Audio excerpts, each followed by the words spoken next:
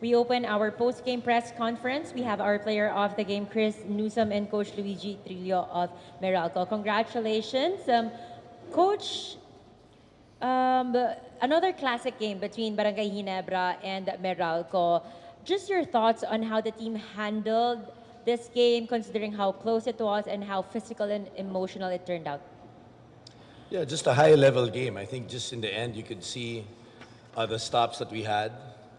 They started missing a couple of their shots, but it was quality game all the way. I mean, it was tight. There was nobody who really got a big lead. You know, we're proud of our guys with the resiliency they showed because Ginebra's a tough team. You know, every game for them now I think counts. They have a tough sked. We're obviously closing it out. We're happy to get our win, third game in a row, but just keeping poise. You know, led by our guy here, Nu. There were a couple of times where some of our guys were getting emotional because it's a big game. But I think the key there was, you know, whatever the call was, whatever the missed shot was, we kept our poise on that next play. Thanks, Coach. New, this is your last game in the elimination round. You're now assured of a spot in the playoffs. As you wait and for the final playoffs scenario, just your overall assessment on where your team's at when it comes to level of play. As again, you wait and then you fly to Dubai for the Champions League. Yeah, coming into this game, we really wanted to make sure that our destiny is in our hands, and we didn't want to leave it up to somebody else.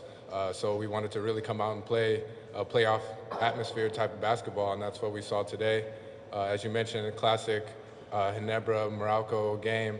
But for us, it's just really about getting through our lows. We had some really deep lows this conference, and we just wanted to get through those, stay together, and come out and just battle all the way through because you never know what could happen. So for us, it's just sticking together, playing team basketball, making sure that we're there for one another, and that will lead into the chemistry onto the court. And that was really what we wanted to see today, whether we won or lost, is that our chemistry improved, the way we play the game improved. There's no quit in this team, and you saw everyone supporting one another. And for me, that's more important than the win or the loss heading into the playoffs. So I'm happy to see that from the team today. We now open the floor to questions. Congratulations. How does it feel to finish off the elimination round, 3 straight wins? You got the quarterfinals berth, and nothing to worry as you head to Dubai for the BCL tournament. Yeah, it's a good place to be in. You know, we get that momentum going into the playoffs. The only thing is we have to cut that momentum to go overseas and play a different style of basketball with some imports that we're not familiar with just yet. So it's going to be tough to go out there, compete at a high level internationally, and then come back. I think it's going to be good for us because those are going to be high quality games. But like I said, it's kind of a interesting scenario for us because again, our chemistry is really good right now, and the way we're playing is really good right now, and we're playing at a high level. So it's going to take some teamwork all throughout our organization for the guys that aren't traveling, and then the guys that are playing. And I think Coach Nenad and Coach Luigi are good at that. And I think you can credit the EASL for helping us to prepare for something like this. So looking forward to it, and looking forward to the playoffs, whoever we face. Coach, very intense yung game, especially in the fourth quarter. Naglabasan yung mga frustrations ng both teams. For you, gano'n na-keep yung composure nyo even with the lead as Ginebra kept fighting back para makahabol sana?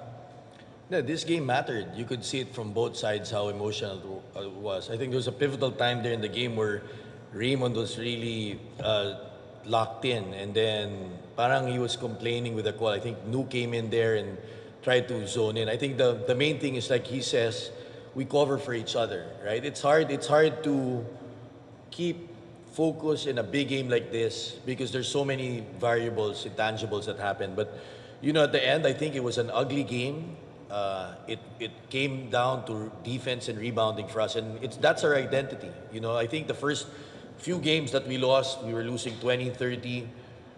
Nu talks about it all the time, left by our guys, Cliff and Nu, and then I think it trickles down now that it's important to our young guys like CJ, you know, AB, Brandon. So you look now, it's an ugly game. It's not in the hundreds, but this is the type of game we're used to, right? Now with Nu, what we're saying is saying the momentum because we're gonna be going for about 10 days, no? And very hard there. Three new imports. They don't know whatever we're running.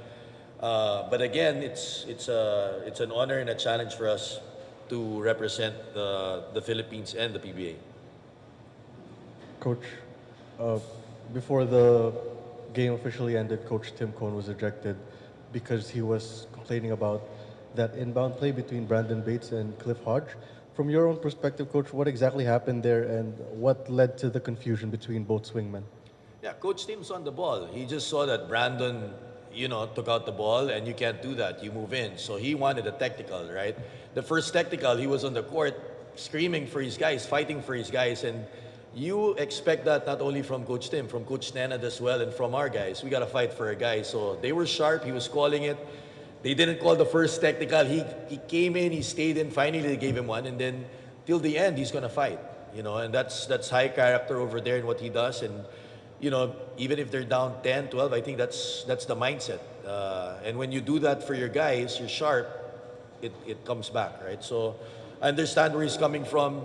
It wasn't like he was showing anything. I think just at that moment, he was bummed that the call didn't get called, and he asked for the technical.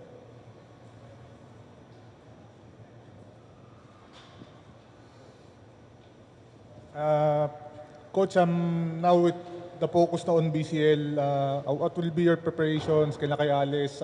May import na ba kayo? And all of that things. Yeah, Coach Nena will be the one coaching over there. We're excited about it. Right now, we can't still say about the imports because it just finished, but I think we're on the verge of signing them. It's just hard for us guys because the teams we're facing there are the champions of each country, and those guys won with their imports. We're coming in there where we just have to get 3, right, on the fly in the middle of our tournament, right? But it is where it is. We want to make lemonade out of lemons. We're going to look at the goodness of it. It's an opportunity for us to get uncomfortable. News served in the national team, in the ESL, and the PBA. We're getting called again. So we just have to be ready. With that being said, hopefully we can, it's 9 teams. One will get eliminated. We have 2 games. So every point's gonna be important. Every defensive stop's gonna be important. Kasi isa lang matatanggal. 8 ang papasok and then becomes 8-4-2, I think. So we're excited, but I think this is a good opportunity for us to spread our wings as well over there. That wraps up our post-game press conference. Thank you for your time, gentlemen. Good evening. Salamat, guys. Man, thank you.